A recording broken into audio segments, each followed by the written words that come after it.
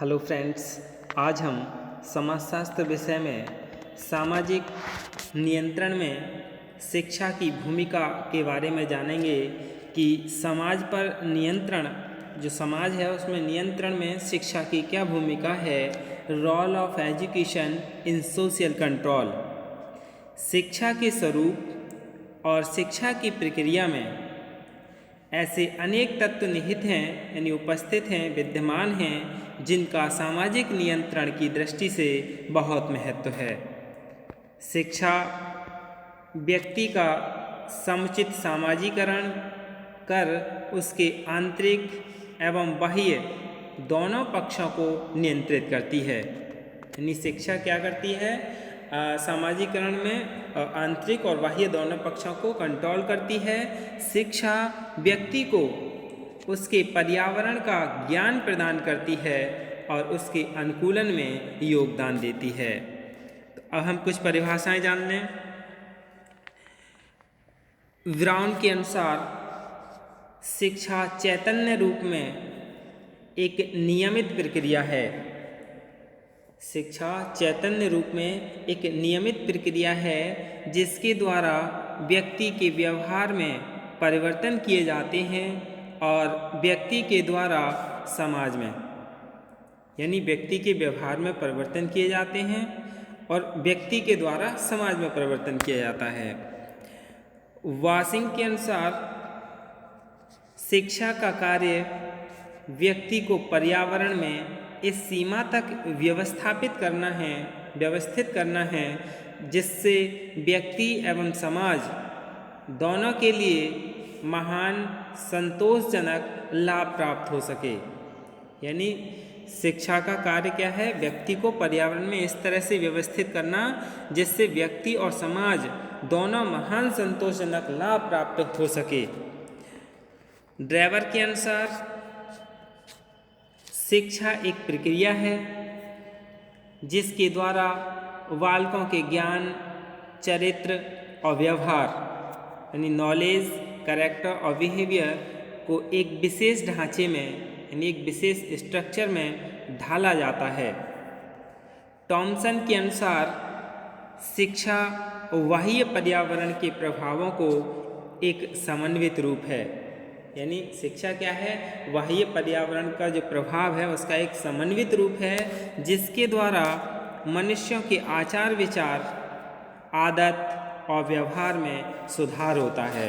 यानी शिक्षा के द्वारा ही व्यक्ति के आचार विचार, आदत और व्यवहार में सुधार होता है।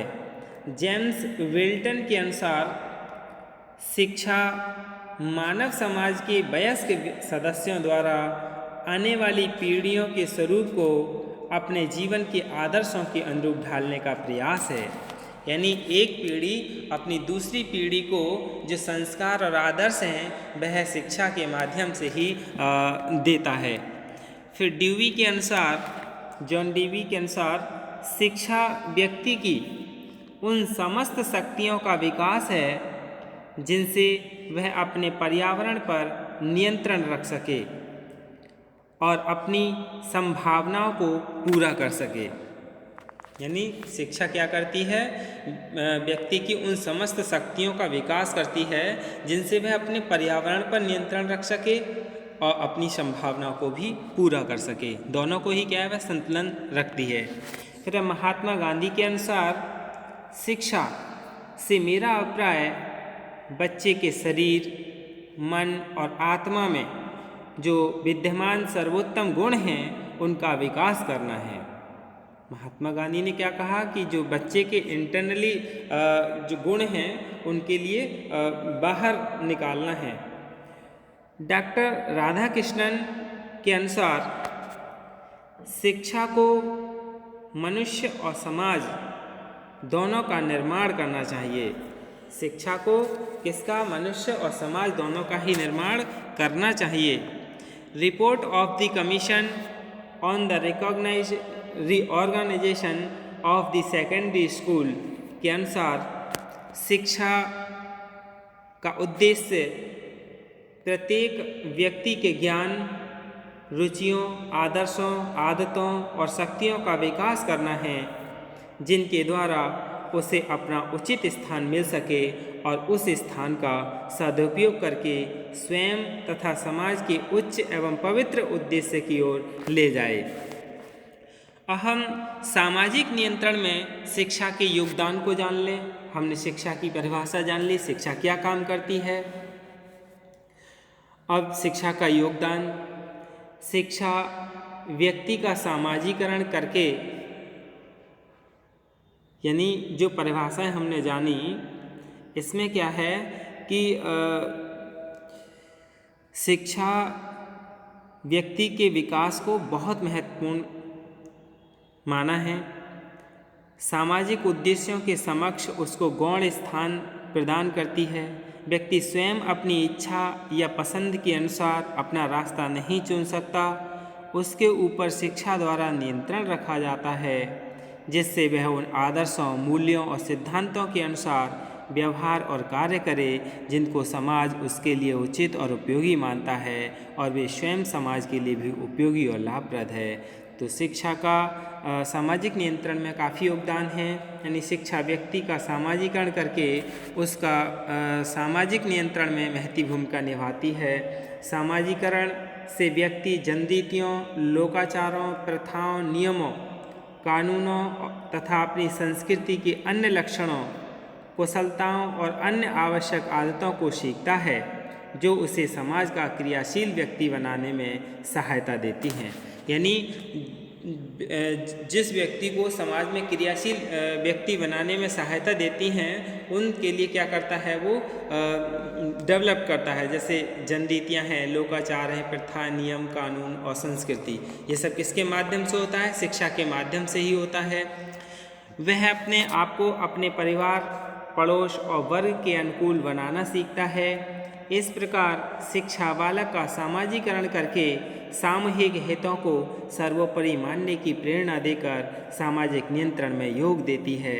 शिक्षा व्यक्ति में चिंतन, मनन, तर्क, निर्णय और कल्पना शक्ति आदि मानसिक शक्तियों का विकास करके उसे बौद्धिक दृष्टि से सुदृढ़ बनाती है, यानी बौद्धिक शक्ति से मजबूत बनाती है, जिससे उसमें सही गलत, उचित अनुचित, वांछनीय अवांछनीय, यानी सही और गलत, सत्य असत्य, भद्र अभद्र, करणीय और अकरणीय, यानी जो काम करने के योग्य हैं और ना करने के योग्य हैं, विद्यमान अंतर के प्रति अंतर्द्वंद और अवबोध की क्षमता विकसित करती है। यानी शिक्षा के माध्यम से ही व्यक्ति इन सभी गुणों को सीख पाता है या इन सभी ऐसी क्षमताओं का विकास कर पाता है जिससे इन सभी सही और गलत में अंतर कर सके, यानी उसे बोध हो सके। वह समाज के प्रति उचित कर्म करने के लिए प्रतिबद्ध होता है। इससे सामाजिक नियंत्रण स्थापित करने में सहायता मिलती है। इसके बाद शिक्षा सीखने की कला है, जो जीने की कला भी सिखाती है। शिक्षा व्यक्ति में ऐसे दृष्टिकोणों, विचारों, गुणों और मूल्यों का विकास करती है जो सार्वभौमिक दृष्टि से व्यक्ति और समाज दोनों के लिए हितकारी होते हैं। शिक्षा दुष्प्रवृत्तियों को त्याग कर सद्प्रवृत्तियों को अपनाने पर बल देती हैं।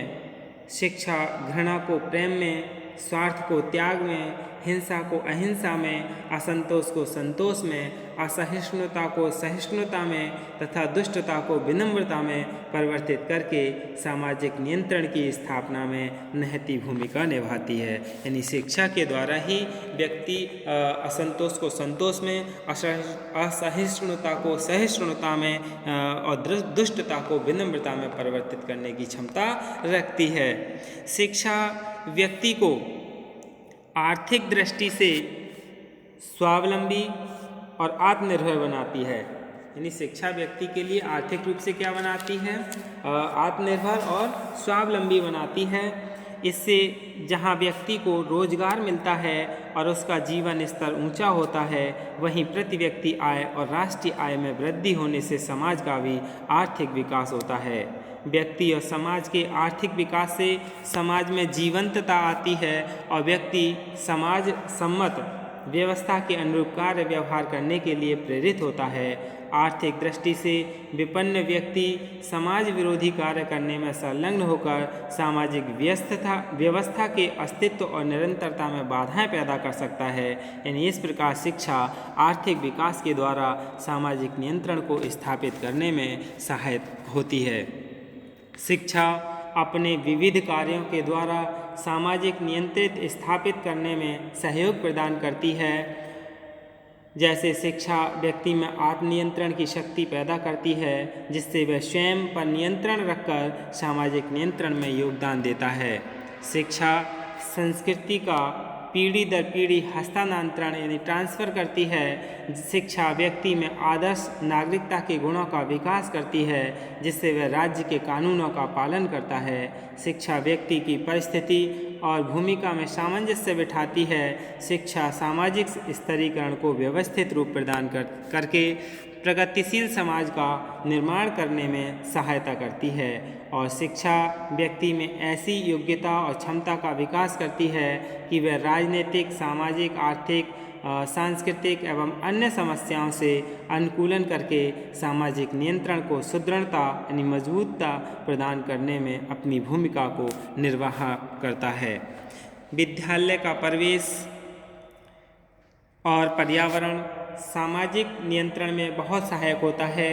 विद्यालयों में सभी व्यक्ति यानी प्रधानाचार्य, शिक्षक, अन्य कर्मचारी और विद्यार्थी सामाजिक नियमों और मानदंडों तथा राज्य के कानूनों का पालन करते हैं और उनके अनुसार एक दूसरे के साथ व्यवहार करते हैं।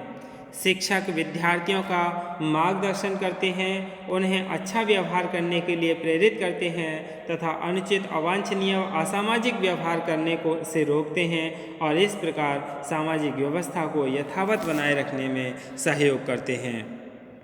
सामाजिक नियंत्रण में शिक्षा की भूमिका के संदर्भ में सीताराम जायसवाल ने लिखा है, वही सामाजिक नियंत्रण अच्छा माना जाता है जो स्वेच्छा पर आधारित होता है। यानी सामाजिक नियंत्रण कौन सा अच्छा माना जाता है? जो स्वेच्छा पर माना जाता है, जिसे हम आत्मानुशासन कहते हैं और स्व अनुशासन कहते हैं। जब किसी समाज में नियंत्रण ऊपरी दबाव डालकर किया जाता है, तब उसमें विघटन की शक्तियाँ उत्पन्न होने लगती हैं। अतः ये प्रयास करना चाहिए कि शिक्षा ऐसी हो कि व्यक्ति स्वयं अपने कर्तव्य का उचित ज्ञान प्राप्त कर ले और साथ ही अपने सामाजिक दायित्व को भी समझे। मूलतः सामाजिक नियंत्रण का यही कार्य है। इस कार्य में शिक्षा सबसे अधिक सहायक होती है। शिक्षा द्वारा व्यक्ति में ऐसी सामाजिक चेतना उत्पन्न की जा सकती है जो उसे समाज के हित में कार्य करने की प्रेरणा प्रदान करती है। यही क्या है, शिक्षा के द्वारा समाज पर नियंत्रण करने में यानी शिक्षा की भूमिका है। धन्यवाद।